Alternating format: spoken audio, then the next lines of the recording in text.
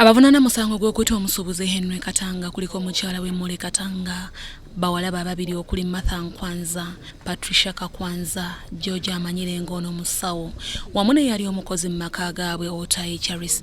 Omulamuzi Isaac Muwata asoose kuwansala ey'okukkiriza oludda oluwaabi okukyusa mu mpaaba y'omusango guno wamu n'okukola ennongoosereza.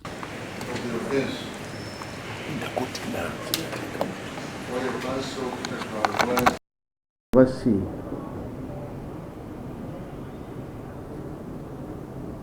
also pointed out that in count 2, the items that were allegedly destroyed as exhibits were not mentioned. At this moment, summary were calling for the prosecution moved court to amend the particulars in count 2 and 3 of the indictment, to which the defense had no objection.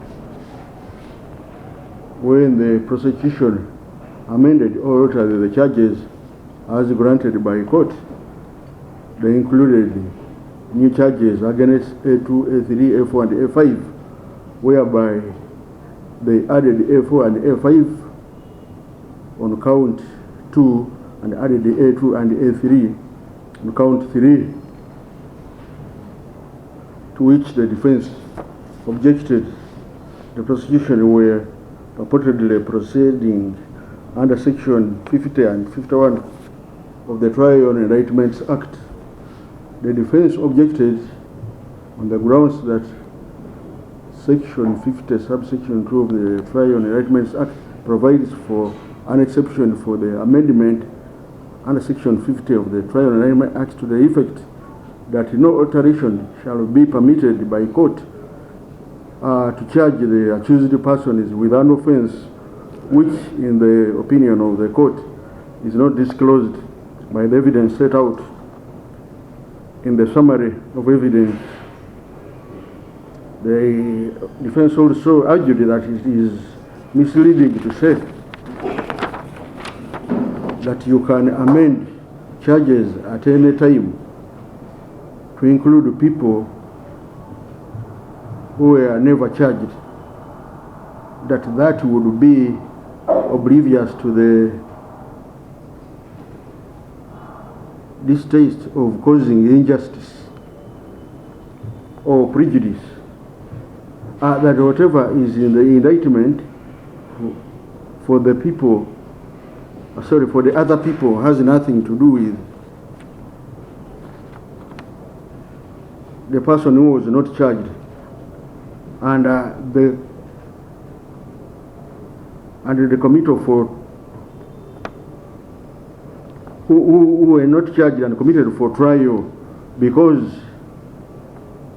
they will not be bothered to prepare. They were not bothered to prepare their defense for a non-existing charge and facts which do not concern them. That you cannot just bring a person for trial who has not been committed for this session. Well, section 50 subsection 2 of the Trial and Indictments Act provides inter alia that the court may make such an order for the alteration of the indictment by way of its amendment or by substitution or addition of a new count as the court thinks necessary to meet the circumstances of the case, unless, having regard to the merits of the case, the required alteration cannot be made without injustice, and except that no alteration shall be permitted by the court to charge the accused person with an offense which, in the opinion of the court, is not disclosed by evidence set out in the summary of evidence prepared under Section 168 of the Magistrates Courts Act. What must be determined in this matter now is whether the alteration sought would lead to injustice to the accused person and whether the offences sought to be added are not disclosed by the evidence in the summary of evidence. In considering whether the alteration sought would not lead to injustice to the accused person, court examines whether the accused person shall be afforded the opportunity to defend themselves and the time allotted to the accused to prepare themselves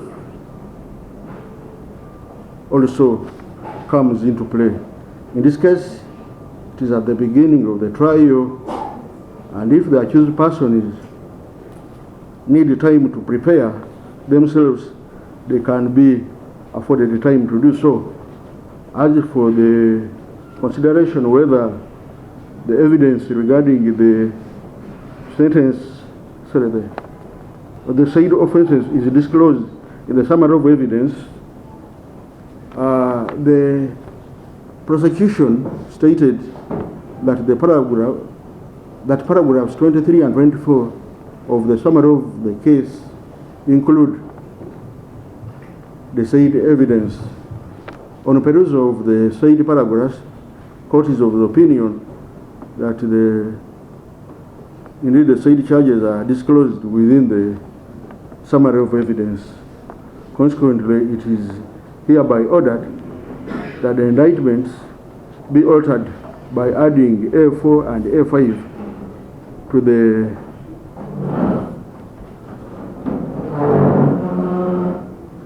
said counts. That is the A4 and A5 to the second count, and adding A2 and A3 to the third count. Each of the said accused persons shall then plead to the charges accordingly. I so order.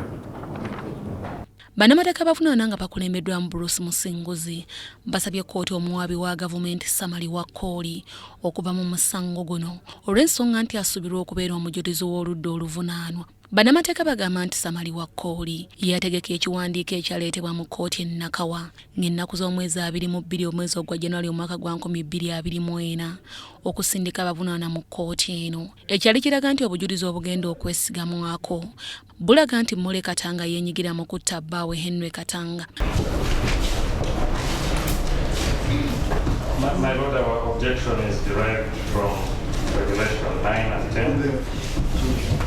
One of the prosecutors From participating as counsel in this matter, because she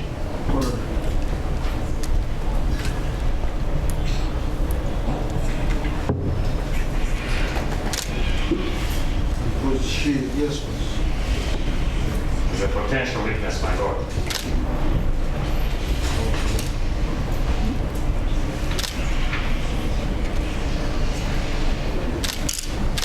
My Lord,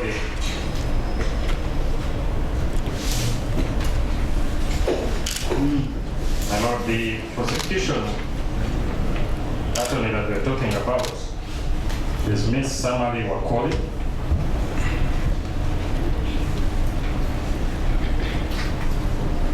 My Lord, she's the assistant DPP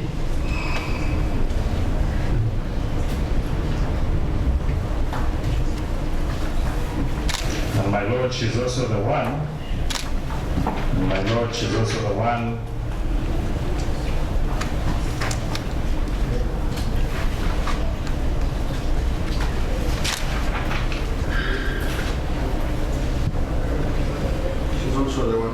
she's also the one who signed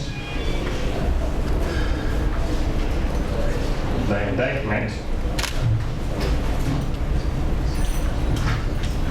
also the one who prepared and signed the indictment on the 22nd of January 2024.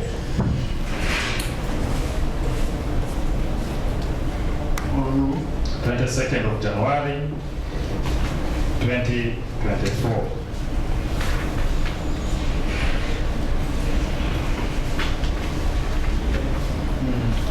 My Lord, our objection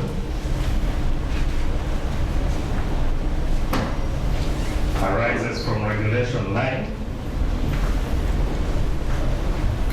Arises from Regulation 9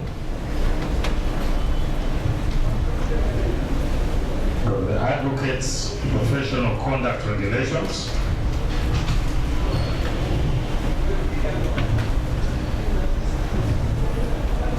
Regulations, yes. My Lord, not to strain the court, we have prepared a brief authority bundle which we'll share with you and the prosecution so that you don't have to. All this. Yes, my Lord. Yes, my Lord. My Lord, Regulation 9 is at page 2 of that authorities bundle, so the court does not need to write it out completely.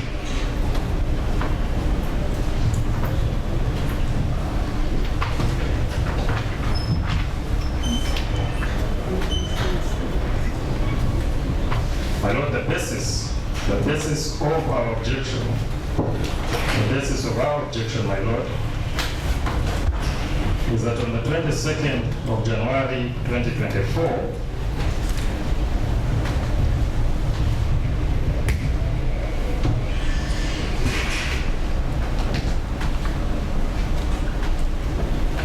the indictment that Ms. Samali prepared and signed was read out.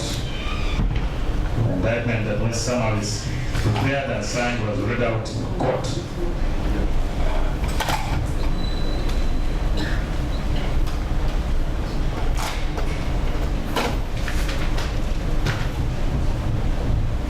And my Lord, paragraphs 32 and 34, paragraphs 32 and 34 of that indictment,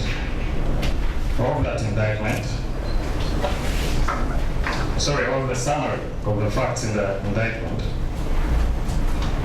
are the basis of this application, my Lord.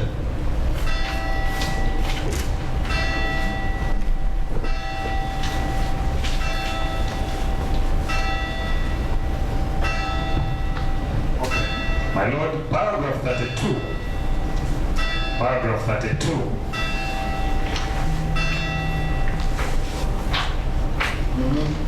stated that the Soko visited the scene and picked samples for forensic analysis.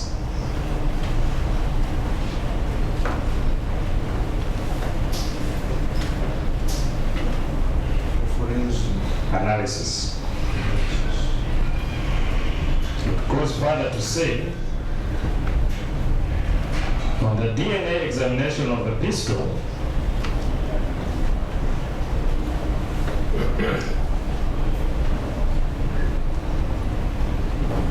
it was found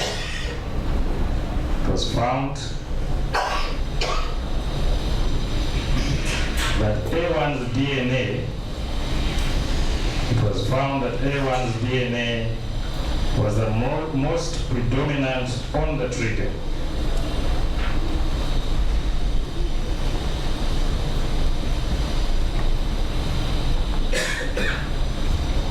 The DNA analysis report shall be relied on during the trial.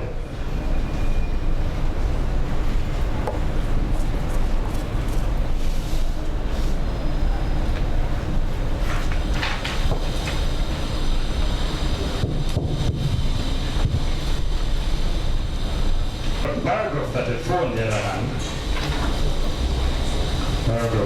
on the other hand,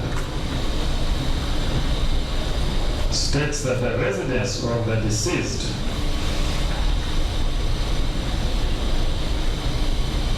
and A1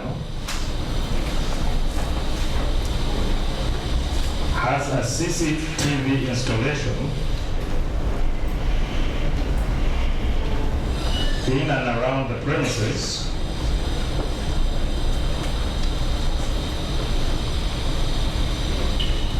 on police examination of the CCTV. Sorry. In and around the premises.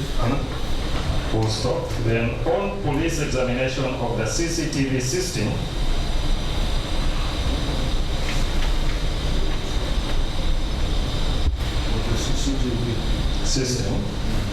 it was discovered that critical cameras had been tampered with.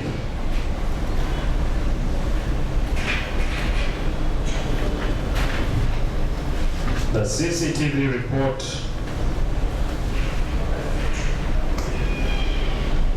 shall be relied on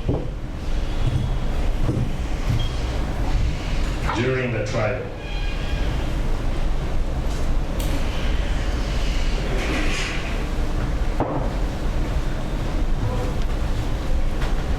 My Lord, on the 3rd of May 2024,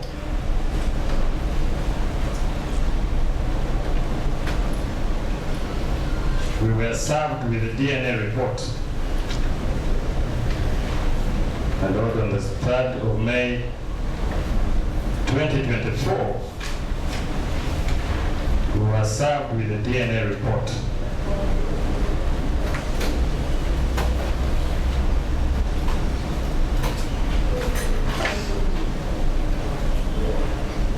My Lord, the DNA report, my Lord,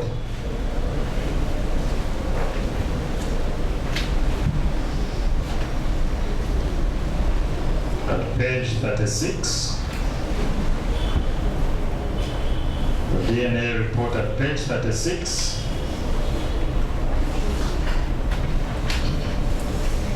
clearly indicates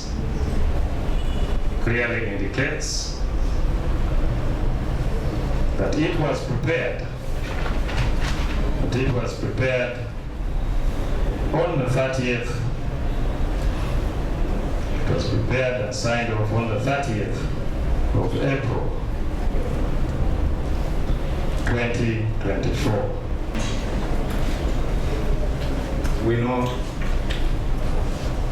We seem to know where it is going, and my Lord, we feel that our land brother is proceeding irregularly because he is divulging into evidence that is not yet presented before this court. He is passing over exhibits and technical reports to court before they are formally presented in court, and that will have a very high likelihood of prejudicing this court. My Lord, there is a specific manner in which criminal evidence is presented to court. If our brother is making reference to technical reports of evidential nature, he cannot by himself just pass it over to the court casually for whatever purpose, provided that it is a piece of evidence. My Lord, it would prejudice this court. It is improper. He cannot speak to a technical report as counsel. Technical reports can only be spoken to and presented before court through the proper witnesses. So we object to the casual manner in which our land brother is approaching this matter with. It's not supported in any procedure, and it is improper.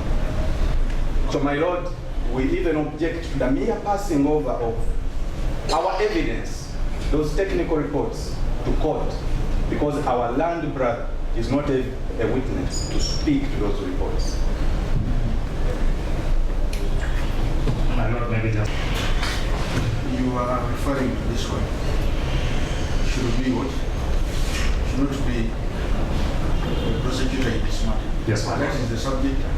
Yes. As far as you are concerned, that's what you should restrict yourself. Yes. And laying background to that, my lord, the evidence that they have supplied me, they have supplied us with. No, you already responded. It's okay. The evidence that they have supplied us with is that DNA report. My lord, I don't know whether they are saying that that report there is in contention, and therefore it is not the one that they gave us. Then I would probably understand the basis of the argument. But in order for us to make our point, my lord, we have to refer to that DNA. And I'm not going to the substance. I'm just referring to the date. It should be related to...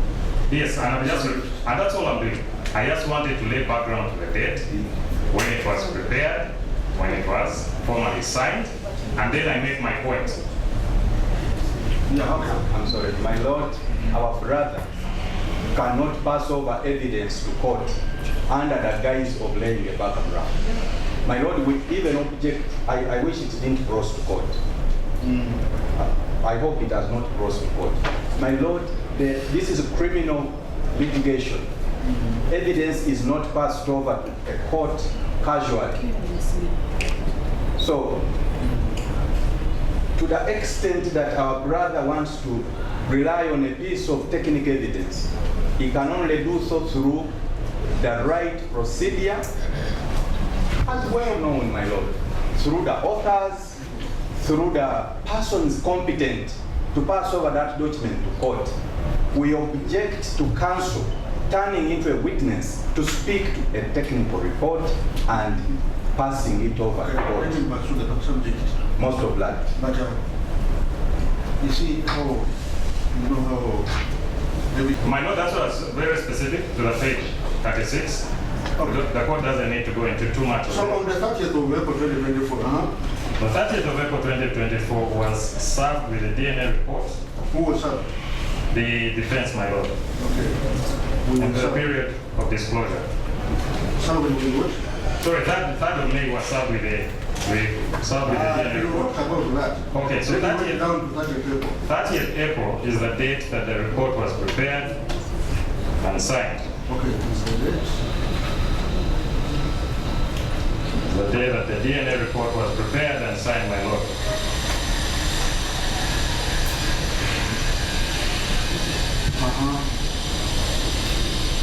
And my lord,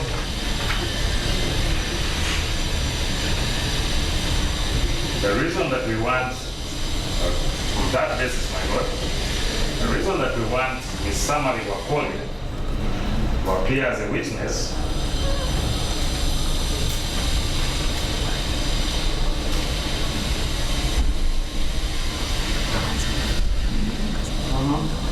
because of 4 reasons, my lord. Yes. My lord, this was a prosecution-led investigation.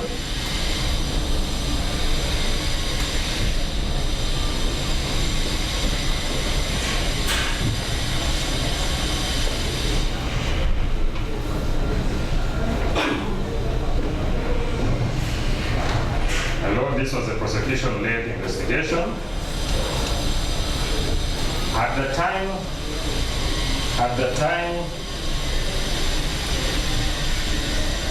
time, the prosecution signed and prepared the indictment on the 22nd of January 2024, my lord, the DNA report,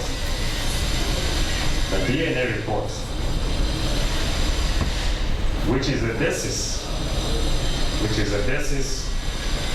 of paragraph 32, the DNA report, which is the basis of paragraph 32, had not yet been prepared. Paragraph 32 of the summary of indictment. This summary.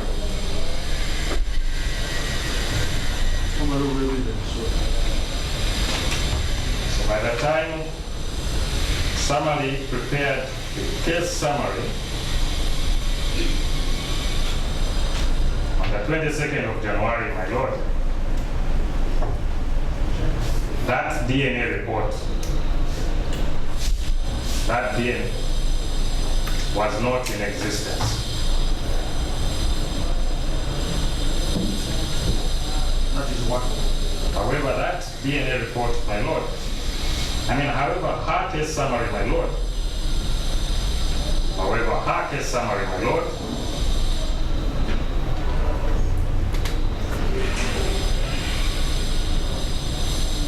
makes extensive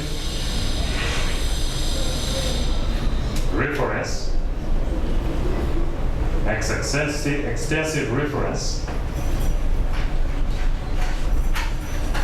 to the DNA analysis. DNA report, my lord.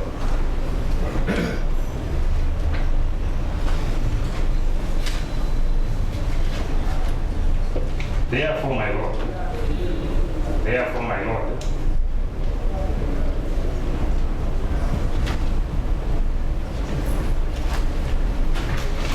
we shall need summary or calling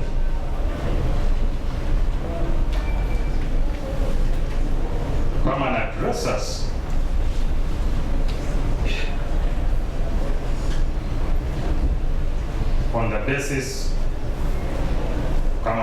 us on the basis of paragraph 32. On the basis of paragraph 32 For the summary. of the summary. Yes. My lord, it's our contention, just in summary, it's our contention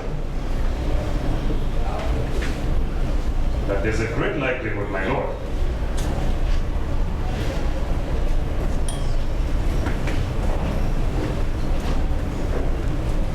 that there could have been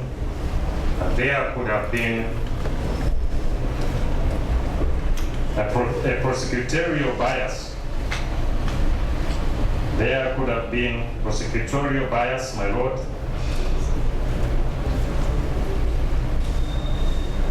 which resulted, my lord, in a prosecutorial fallacy in this case.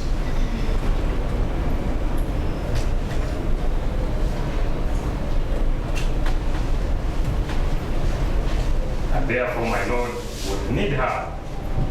Therefore, my lord, would need somebody as a witness, somebody Wakoli as a witness,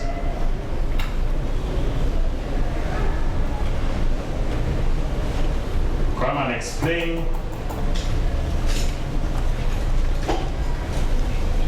where she got the facts, paragraph 32.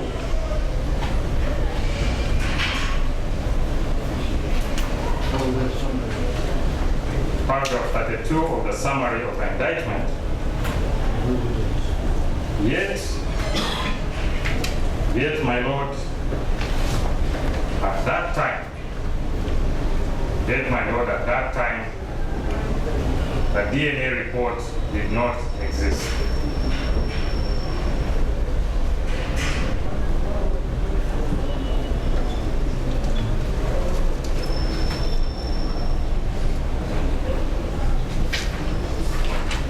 My lord, like I mentioned, we have given you a set of authorities. I can just go through the highlights, if it's okay with the court, of the authorities. Yeah, go through. My lord, we said our basis is Regulation 9. It is attached as Annexure A1 to that summary. Yes. My lord, that regulation says no advocate may appear before any court or tribunal in a matter in which he or she has reason to believe that he or she will be required as a witness to give evidence, whether verbally or by affidavit. And if, while appearing in any matter, it becomes apparent that he or she will be required as a witness to give evidence that it becomes apparent. I know that's all from annexure A1.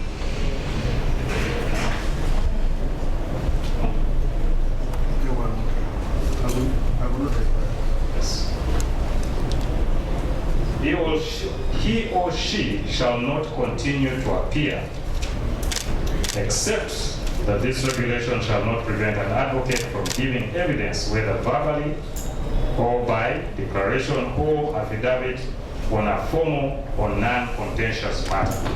Mu kiwandiiko kino kiraga nti alipoota y'abakugu eyakolebwa ku DNA eraga nti engalo z'omuvunaana Mole Katanga zaasangibwa ku mmundu eyakozesebwa okutta bbaawe Henry Katanga, nga wabula Kalumanywera ali ku kukontana kw'ennaku ezaawandiikibwako ekiwandiiko kino ng'ennaku z'omwezi 30 omwezi ogwokuna omwaka gwa 2024, ate nga abavunaana baasindikibwa mu kkooti eno ng'ennaku z'omwezi 22 omwezi ogwa January omwaka gwa 2024. And what the issues in this case are contentious matters.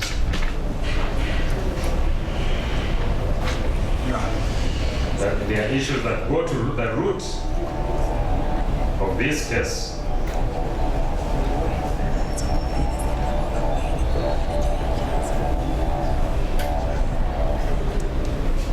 And therefore, my Lord, we would need somebody or colleague to come and explain the issues surrounding paragraph 32 and the DNA report. Anything else? My Lord, we have referred you to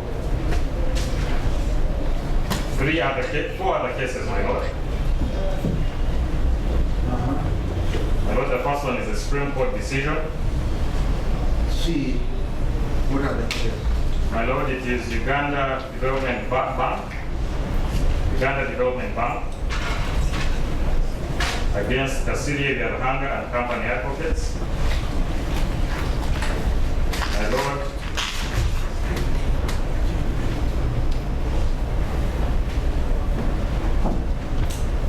the Supreme Court Civil Appeal number 35 of 1994. My Lord, this is annexure 2 to the authorities that they have supplied.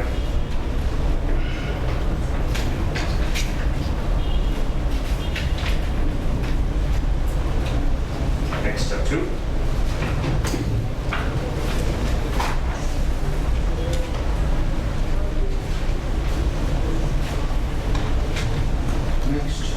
My Lord, the specific paragraphs in that authority that we want you to look at are...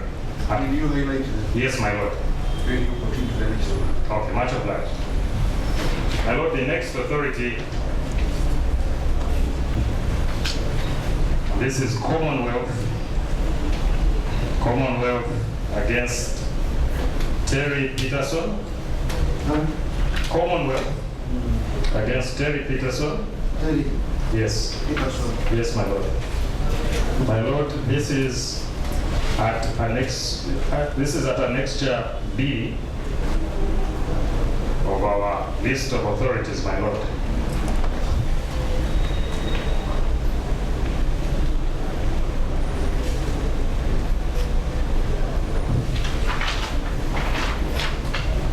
My Lord, we also refer to the Ugandan Authority of Uganda against Patricia Ojagole.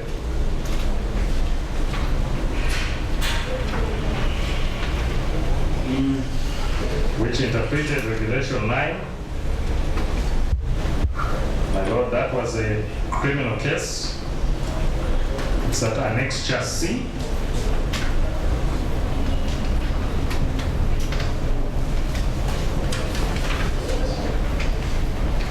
And my Lord, finally we refer to the case of the United States of America against Frank Prantil. Franca. Prantil. Prantil. Prantil, P-R-A-N-T-I-L.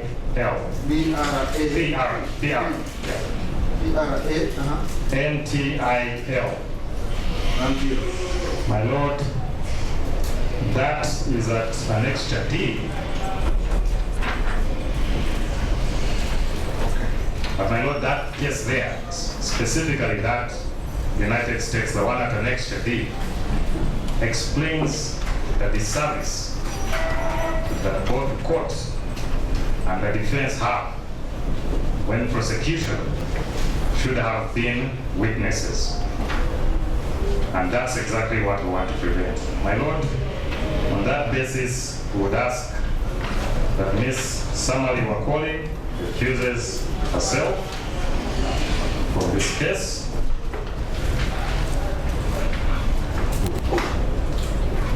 My Lord, as advocates, we had discussed this matter with her. And informally,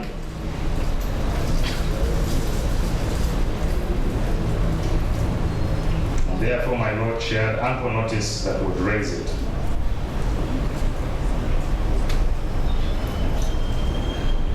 And as such, my Lord, it's our humble prayer that she accuses herself. And my Lord, that she prepares to be called as a witness in this case. We so pray, my Lord.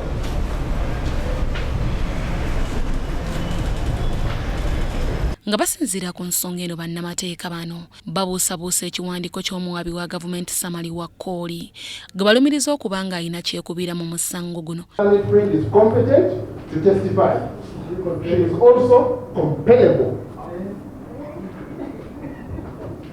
She is also compellable.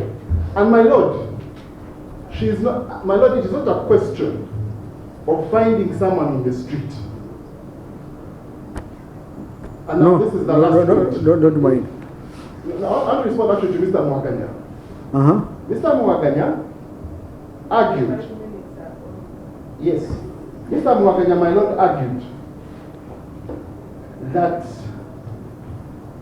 he made a very long argument about the constitutional authority of the Director of Public Prosecutions. And my Lord, exactly, you have to couch that constitutional responsibility of the DPP with precisely what Mr. Musiguzi alleged in his submission. Of the DPP. My Lord, the accusation is that Mrs. Wakoli signed a document claiming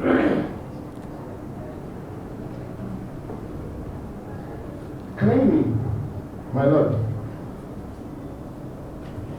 that Mrs. Mole Katanga's DNA was on a document. I'm just responding to one point. No, my Lord. Okay, let me leave that. Let me leave that. My Lord, I'm leaving that. So please, you keep you can leave that. He's lying. My Lord, we can't allow another. No, but you, it is the court to allow him, not you. Okay. Please, let the court preside. Okay. My Lord, the issue is, as Mr. Musiguzi put it, but Article 120, to which Mr. Mwaganya responded, has clause 5. In exercising his or her powers. Hold on a bit.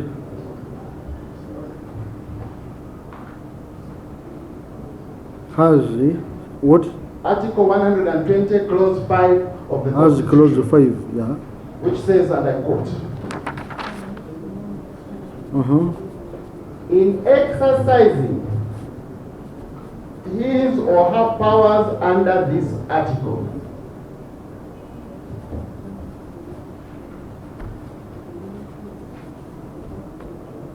the Director of Public Prosecution, the DPP, in exercising his or her powers, my Lord, under this article, the DPP shall have regard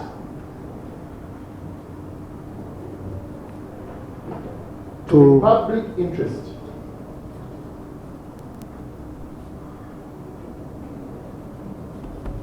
Shall have regard to the public interest, the interest in the administration of justice. That was a comma. Shall have regard to the public interest, comma, the interest of the administration of justice and the need to prevent the abuse of legal process. You cannot cite documents that do not exist at the time that you are citing them. Mr. Mwaganya said, my lord, that the DPP can base their decisions of what he called preliminary information. My lord, that preliminary information has never been disclosed to the defense. In fact,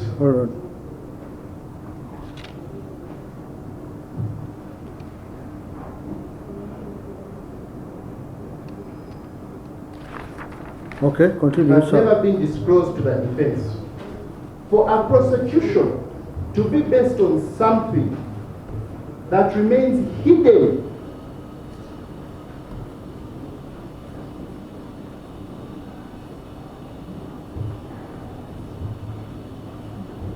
that remains hidden from an accused person is a violation of that article, and an accused person is entitled to call that prosecutor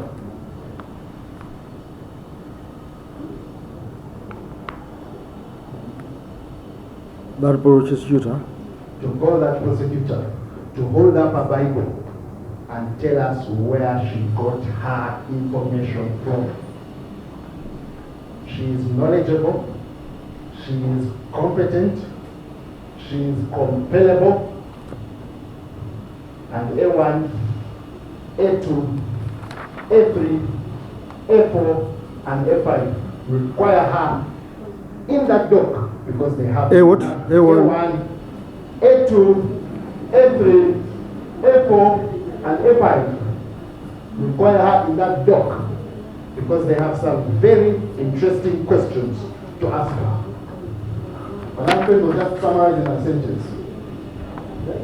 As my colleague has mentioned, to prepare a summary and then provide only the final reports. So my lord, for the first time now, we are hearing that there exists preliminary reports. We are hearing from the prosecution that there exists preliminary DNA reports and then a final one. My lord, that's very interesting because of two reasons. One is that, my lord, on the 29th of May, and it's on court record there, on the 29th of May, we wrote to the office of the DPP. It's a letter from Kampala Associated Advocates. 2024. Yes, 29th of May 2024, my lord. My lord, we humbly object. I'm responding to your submission. And my lord, I think we need it. No, it's okay. Let him finish. Let him talk. You have been overruled, they have said I finish. No, let him finish. Okay. We shall give you a chance. Thank you, my lord. Thank you, my lord. Thank you, my lord. So you wrote a letter. What was the problem? 29th of May. And my lord, in that letter, which is on court record, we were saying, do a complete disclosure of all the documents. We were asking for full disclosure because they had disclosed and hidden information. You read a document which talked about an annex, but there was no annex. But that's a detail. Okay. I wrote the letter in the paper. Then on the 6th, my lord, the DPP 6th of what? on the 6th of June 2024. The DPP responded. on the 6th of June. Is it June? My lord, Yeah, sure. We received the letter on the 11th of June from the DPP signed by Ms. Samari Wakoli. So is it 11 first? It is on copy, it is 11, my lord. When we wrote on 29 and then they wrote back on 6. Okay, 6. Their letter is dated 6th May, but it can't have been responding to the letter of 29th May, but we received it on 11th June. So the letter is actually received on 11th June. So it was an error because they can't have been responding on 6th to a letter of 29th. So but we received it on 11th June. I wrote just to its mark. In that letter, the letter has 5 to 3 paragraphs, but for all the other paragraphs, she says, for all the other things requested, we are unable to deliver as they are not in our possession and we don't envisage relying on them during the trial. So my lord, they don't envisage to rely on documents which were the basis of charging the accused persons. So my lord, that is my response on that part. So my lord, last thing, my brother Mr. Morgana accused my learned brother Singers of giving evidence from the bar that this was a prosecution-guided investigation without evidence. I think my lord, my colleague has forgotten that the day the accused persons were charged, on the 21st of November 2023, the office of the DPP issued a press release, and I will share with them a copy in case he hasn't checked his website, because this is information on the website. Issued a press release the day they were captured, and it has 5 paragraphs, but just one of it says, summarize it, because it exists. Just summarize what my lord says, since the matter of Katanga Henry, prosecution-guided investigations by the Office of the Director of Public Prosecution have been ongoing, culminating into the arrest of suspects. So I wrote this in evidence that this is a prosecution-guided investigation. Hence, my lord, what raises our hair is that you decide the police on what to find. You make a conclusion on where DNA is and tell the DNA expert to supply that report. Because this is prosecution-guided. So this is not information from the it is information that is available to Mr. Mwakanya and publicly. Because this is there. See circular what? See circular, my lord, press release. Press release from the DPP. 1st November 2023. DPP sanction heading. DPP sanction. 21st of November. 21st of November 2023, my lord. So it's not evidence from the bank. Okay. Think now. So I don't pray that. Now I want you. What do you want us to do for you? We are ready, my lord. In respect to this prayer. The prayer. Make your prayer. We get. What you want court to do? My lord, we want Miss Summary. We asked her to recuse herself yesterday, and she refused. We want this court to order Miss Summary to recuse herself and to prepare herself as a defense witness. And if she wants summons, we will pray at that time for the summons. But since she's here, then we don't even need the summons, my lord. Because to recuse herself. To prepare her, to order her. To order her, the court should order her. To recuse herself. Recuse herself. And prepare to be. And prepare to be a defense witness. A defense. To be the license because we want to know the basis of her information. Kati bano baagala Samali Wakoli annyonnyola ekkooti bw'ajja yajja ebikwata kwa alipoota ya DNA gye yateeka mu kiwandiiko ekyasindika babunaana mu kkooti eno ng'ate alipoota yali ekyali mu mikono gy'abakugu. Then one or two of my colleagues will supplement my lord, but I'll be very quick. My lord, on the issue.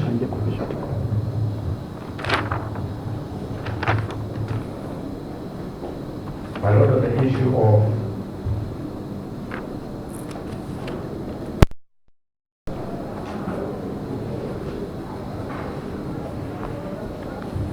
my lord, I think that precisely is the dilemma in this case, my lord. That precisely is the dilemma in this case, my lord.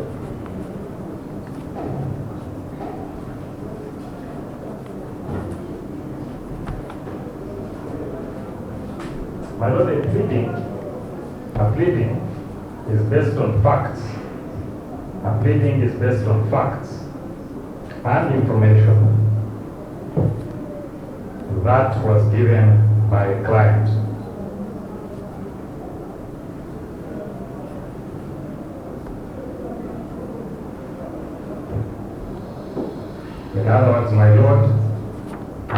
advocate. An advocate cannot create facts. An advocate cannot create facts and then attribute them subsequent to Pardon. An advocate, my lord, Cannot create facts. cannot create facts and then attribute them to his client.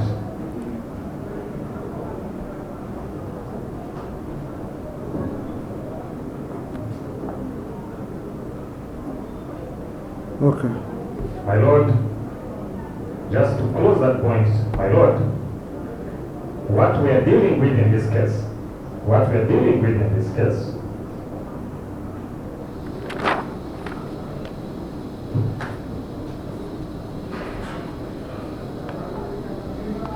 is that on the 22nd of January, 2024, the facts regarding DNA had not been supplied to Summary Wakoli.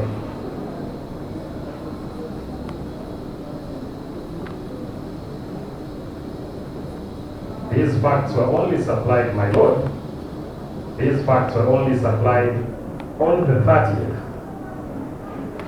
of April 2024. The question then is, my lord, where did Summary get those facts from?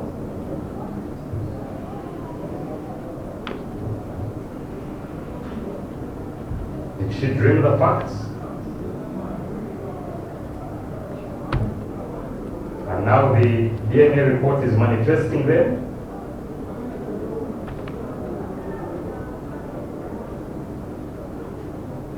Did she cause the DNA report to be filed or prepared?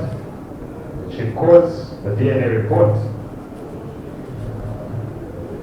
to be prepared in such a way that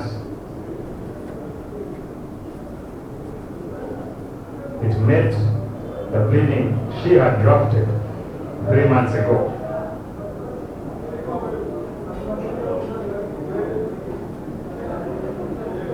Which, my lord, is the crux of this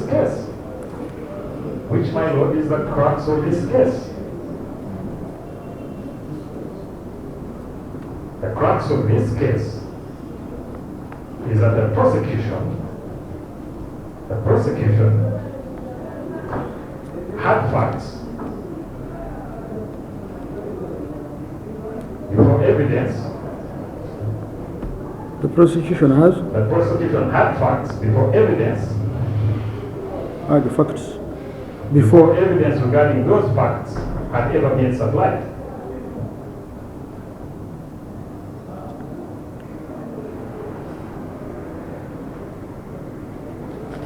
Which meant that as a quasi-judicial body, my lord,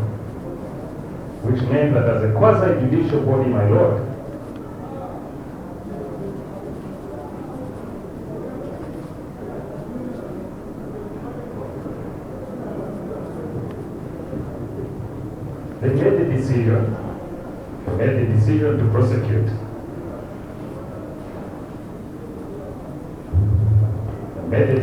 prosecute. Before the investigations had actually been completed, my lord.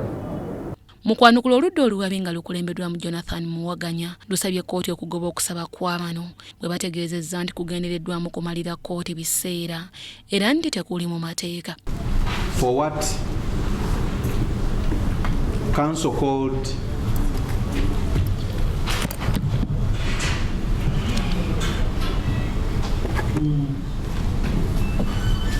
my lord, for what counsel called a recusal of a prosecutor.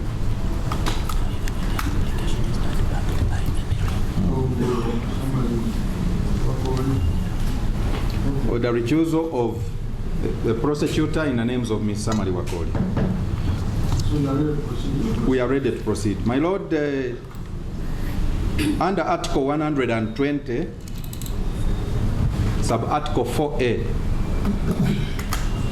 of the Constitution. Prosecutors perform their duties in delegated authority by the DPP.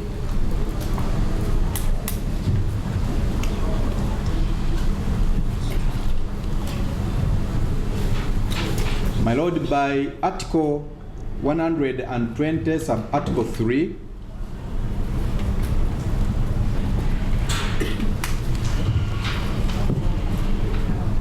the DPP's duty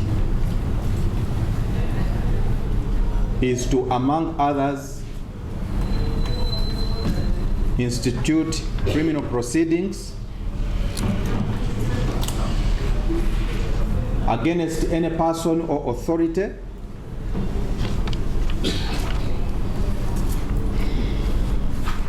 in any court of competent jurisdiction.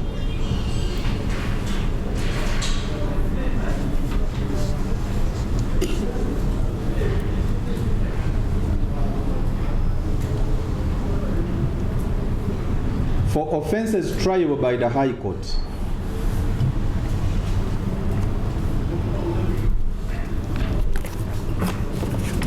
the DPP does so through a committal process.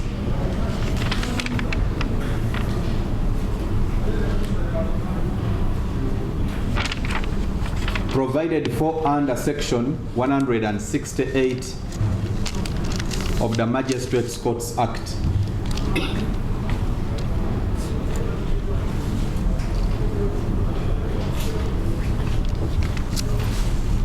My Lord, under Section 168, the Director of Public Prosecution is required to file an indictment in a magistrate's court and a summary of the case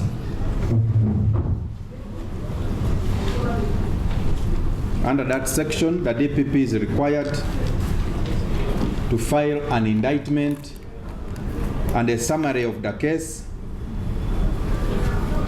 signed by her or by an officer authorized by her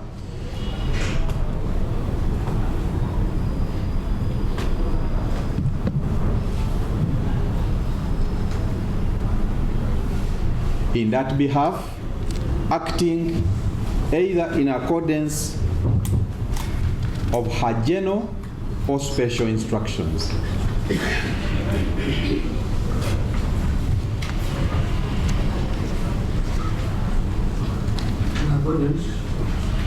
Of her general or special instructions.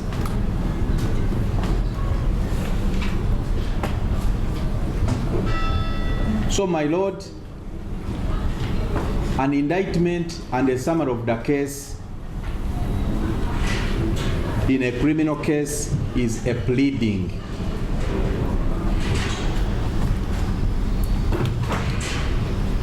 Is a pleading.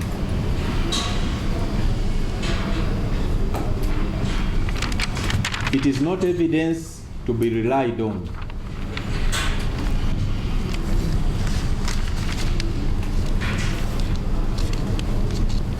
And that is why the law in Section 168 of the MCA allows a prosecutor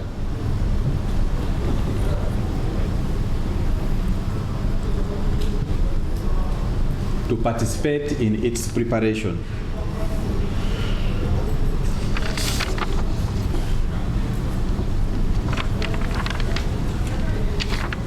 Secondly, the summary of the case is not evidence.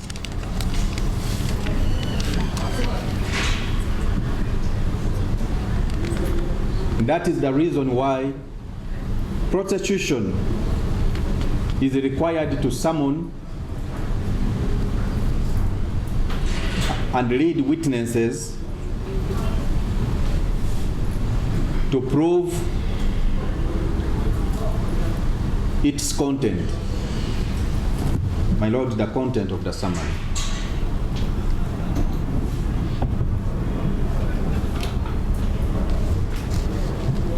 A lot of importance to note is under subsection 2 of section 168 of the MCA.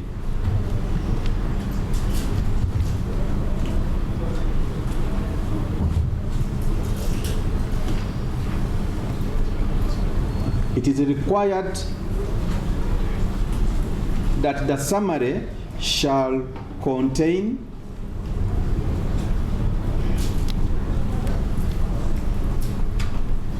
such particulars as are necessary,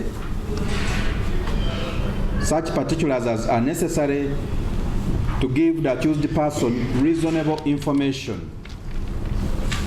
My Lord, we highlight reasonable information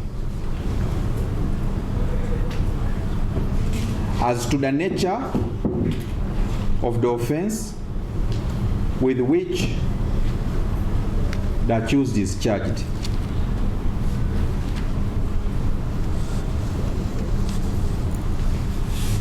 So the law, my Lord, talks about information as opposed to evidence. The summary of the case simply contains information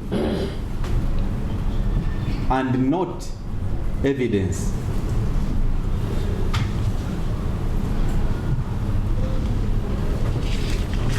My Lord, as we have observed, this summary is simply a pleading akin to an equivalent in civil proceedings of a plaint.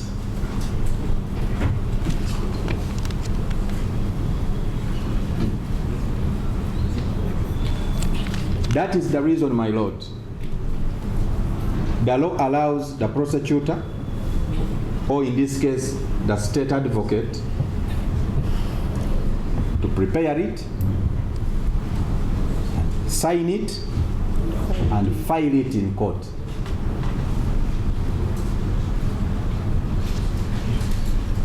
Just like a plaint in civil matters that is prepared and endorsed by the advocate.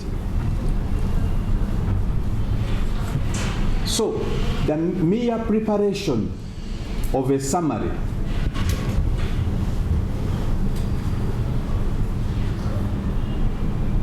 does not make a prosecutor a witness in the matter.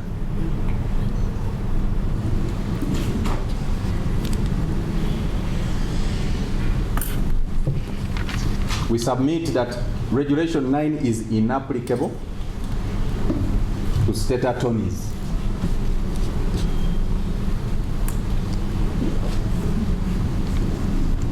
My Lord, Regulation 9 of the Advocates' Rules is made pursuant to Section 77, subsection 1A of the Advocates Act.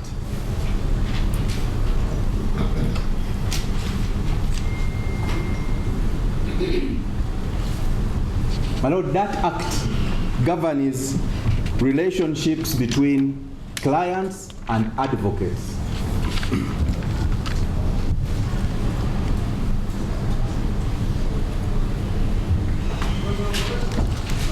Even the definition of an advocate in that act refers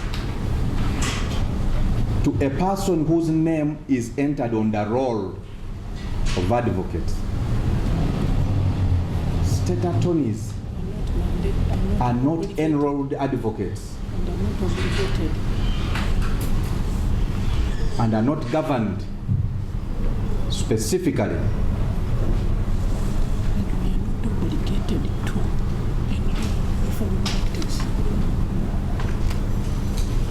by that act.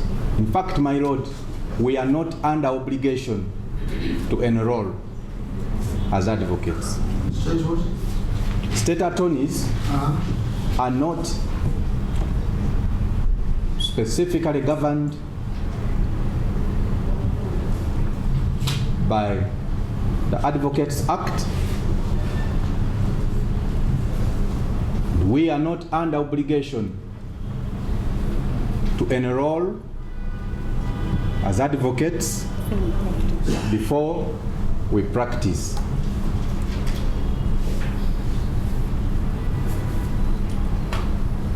In fact, my Lord, like I said, this act governs advocates, clients. And within that act itself, my Lord, a client includes a person who may or is liable to pay an advocate any costs, to a person who is liable to pay an advocate any costs, Who is liable to pay an advocate any costs.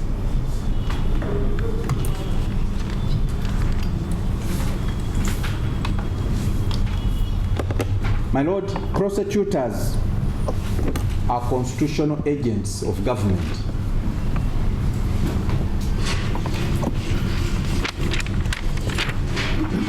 The government cannot be said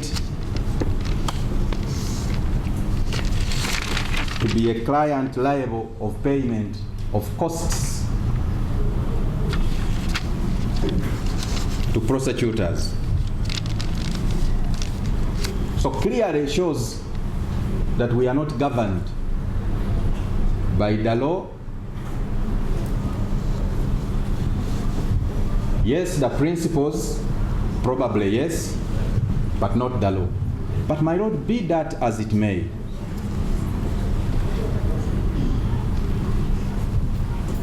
the advocates' professional conduct regulations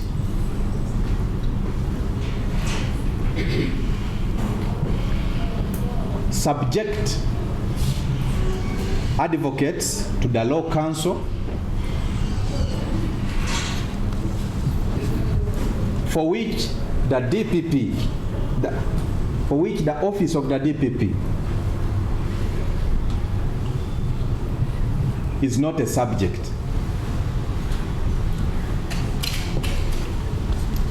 In that constitutional provision, my Lord, in the conduct, in the exercise of the functions conferred on the DPP by that article, the DPP shall not, in the exercise of the functions conferred on the DPP by this article, the DPP shall not, my Lord, we underline shall not be subject to the direction or control of any person or authority, inclusive of the law council, to which our land brothers are subject.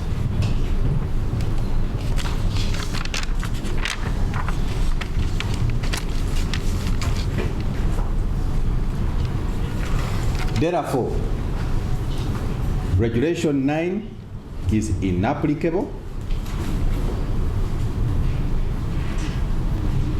The DPP or her agents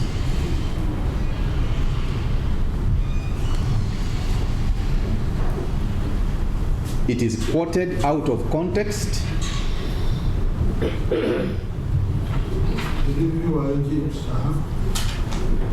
My Lord,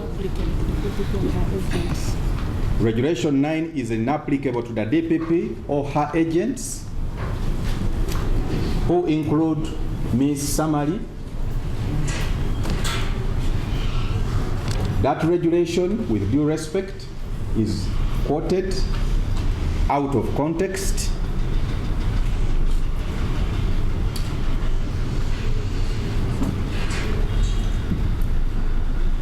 Or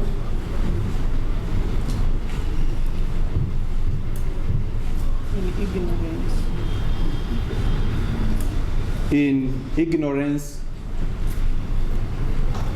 of the procedure applicable in respect of indictments and summaries of evidence in criminal proceedings. Muwaganya omwategeezezza kkooti nti ekiwandiiko ekyaleetebwa mu kkooti ya wansi bwali bujulizi bufunza obutali bwankomeredde mu musango guno era nti tewali tteeka ligana ludda luwaabi. Kwesigama kwa lipoota eyasooka okukolebwa nga ebalindirira lipoota eyali enyenkomeredde. It does so without any evidence whatsoever.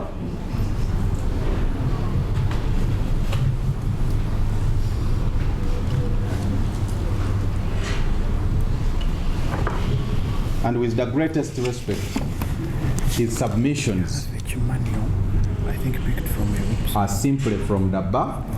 about the prosecution-led investigation. Yeah, so they will be rejoining in that line. But I did. As there is no rule that every murder case presided by the DPP is prosecution-led.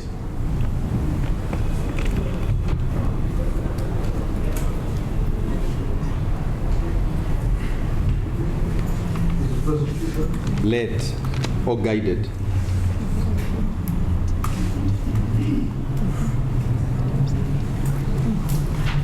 My Lord, our land brother took issue with the dates in the report vis-a-vis the dates in the summary.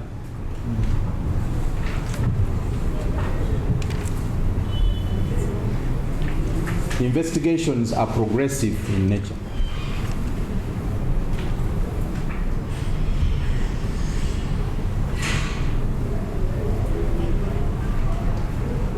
There is no law that prohibits prosecution from relying on preliminary reports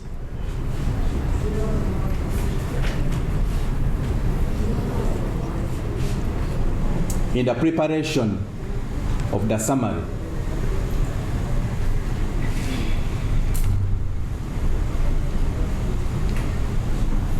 Provided, my Lord,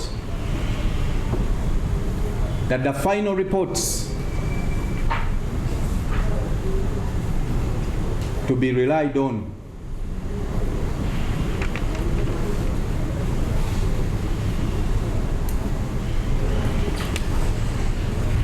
are disclosed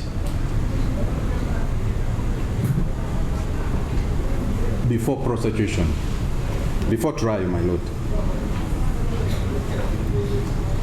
Therefore, it cannot be said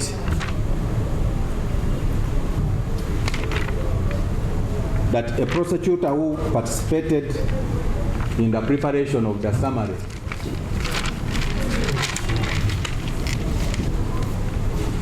can be called as a witness to explain issues of dates,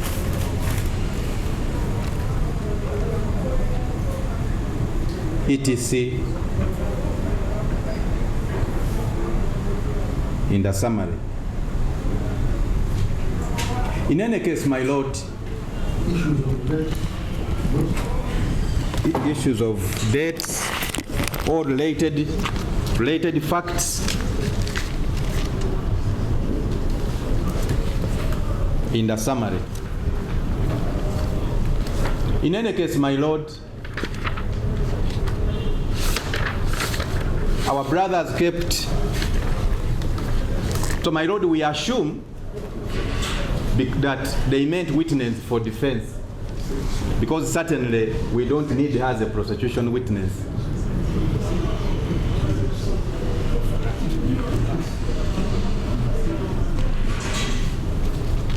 So, if they meant witness by the defense, my Lord, the defense has no right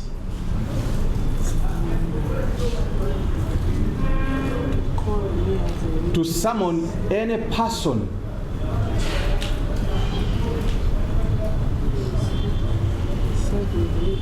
as and when they wish.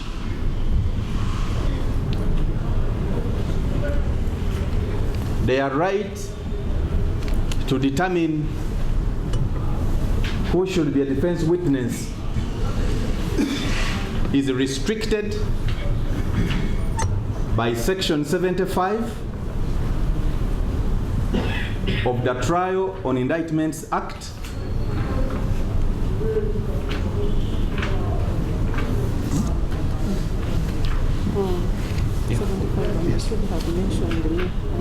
as my lord, this section 75 of the TIA only entitles the defense as of right to have only witnesses that they named before the magistrate's court at committal.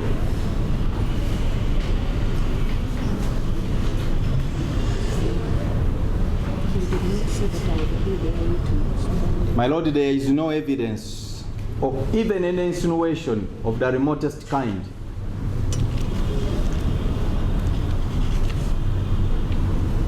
that our land senior colleague, Ms. Samari Wakoli, was mentioned by any of the accused persons as a defense potential witness at committee. So we wonder where our good land brother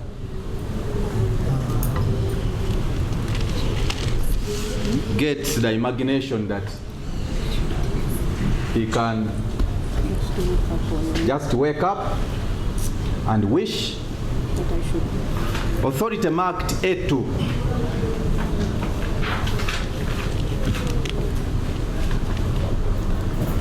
Which is UDB versus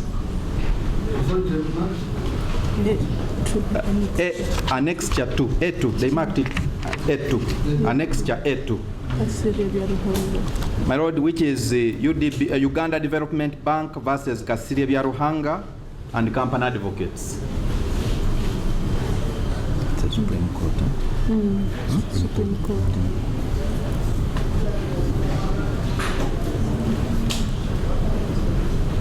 My lord, this was a civil case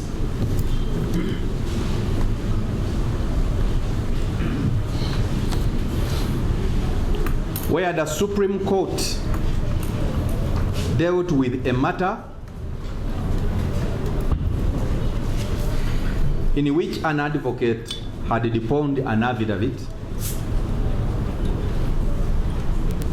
The advocate had deposed an affidavit, beg your pardon, and appeared as an advocate in the same matter.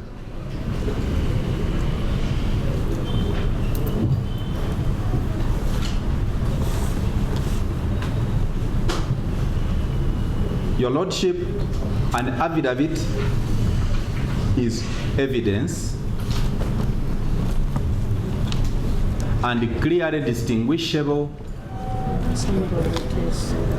from a summary of evidence which is not evidence.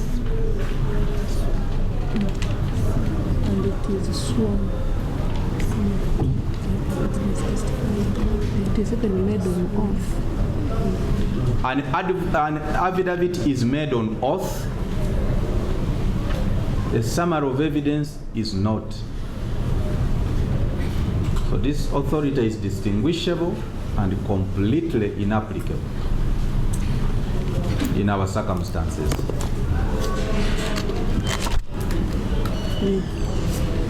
My lord, going to the second authority, which they marked B, on that authority marked B, which is Commonwealth versus Terry L.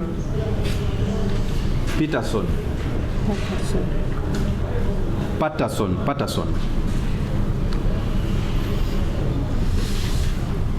My lord, this case related to advocate-client relations, where there was a fiduciary relationship between defense counsel and the prosecution witness, who was a brother to the accused.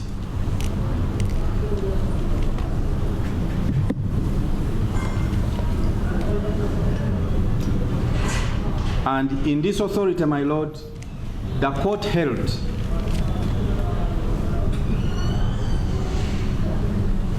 that an attorney can withdraw as counsel if it becomes obvious that he ought to be called as witness on behalf of his client.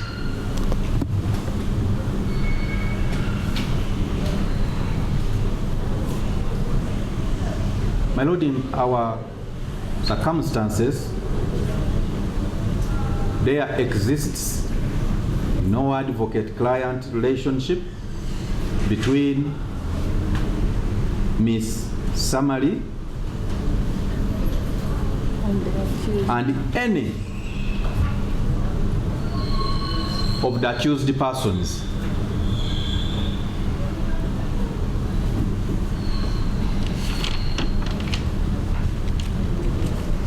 The authority is therefore contrastable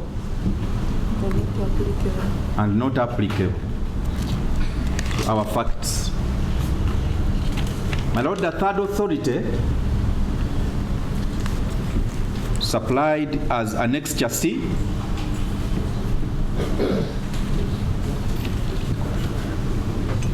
which is Uganda versus Patricia Ojangole,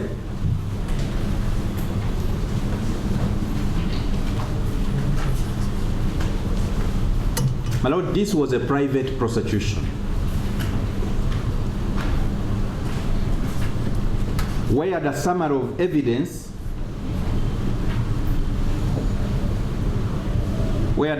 evidence had been prepared by legal mark advocates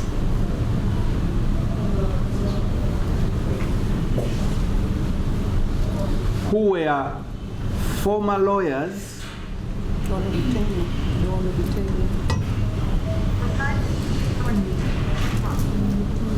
on retainer by UDBL.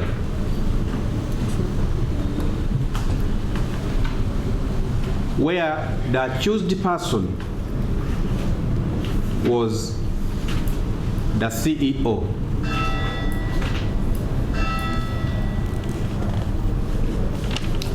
My Lord, in this case, the reason for recusal was that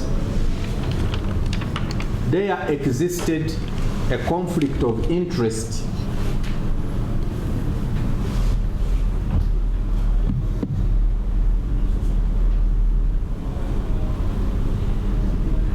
between the lawyers and the accused as the chief executive of their client. In fact, which they, as a firm, had listed to be tendered as evidence. So clearly, they were the author of a report of evidential value, and they had listed it as such.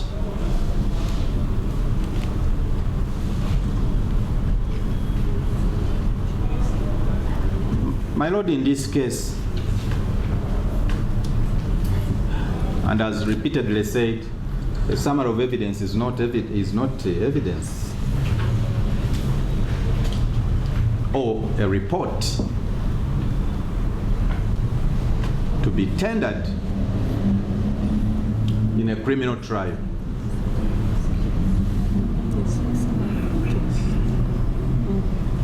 secondly, even in this case, there exists no conflict of interest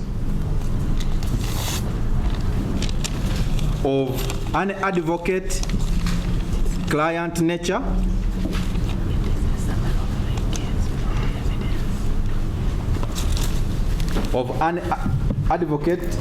nature between Ms. Summary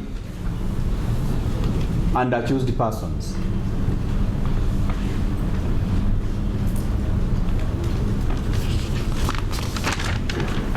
My Lord, the final authority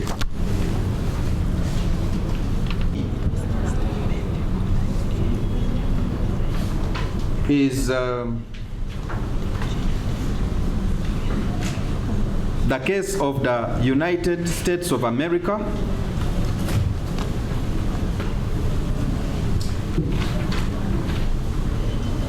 versus Frank G. My Lord, is the annex here D. My Lord, this case involved an advocate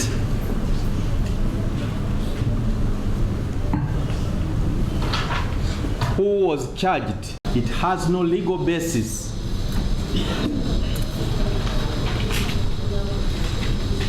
or any form of jurisprudential foundation whatsoever.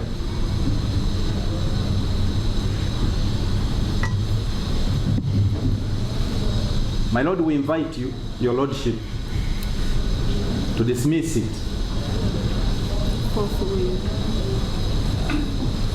But being that it is the first of its kind that our land brother makes in this trial, my Lord, we seek no orders as to costs. We will bear with him. We so pray, my Lord.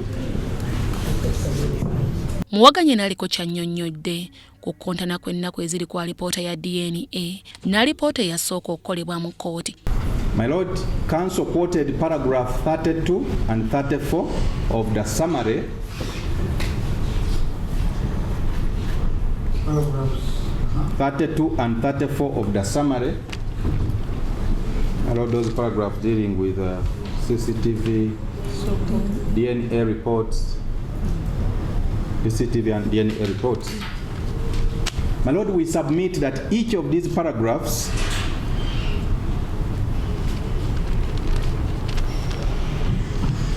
presents information intended to be presented as evidence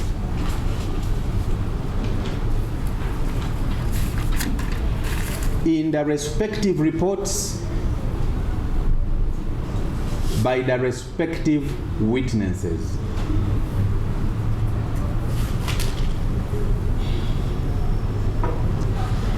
The paragraphs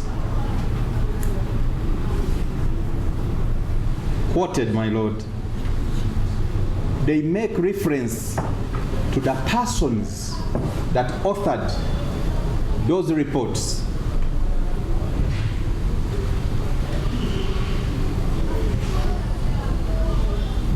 In fact, my Lord, the paragraphs also indicate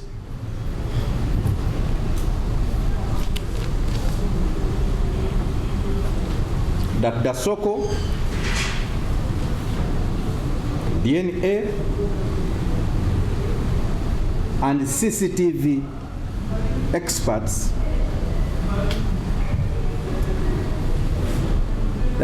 reports are to be relied on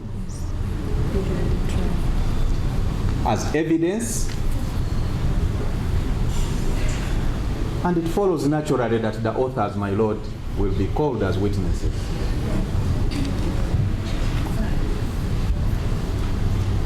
So any question is or issues relating to the evidence facts or dates relating to the evidence, facts, dates, or any other matter contained in those reports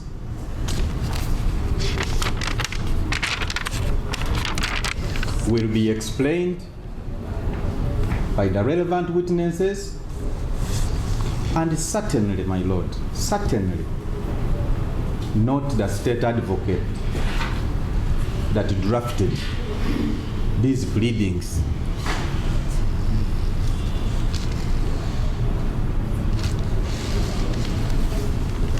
Quickly, my lord. Yes, my lord. That I don't think he has a problem with the substance.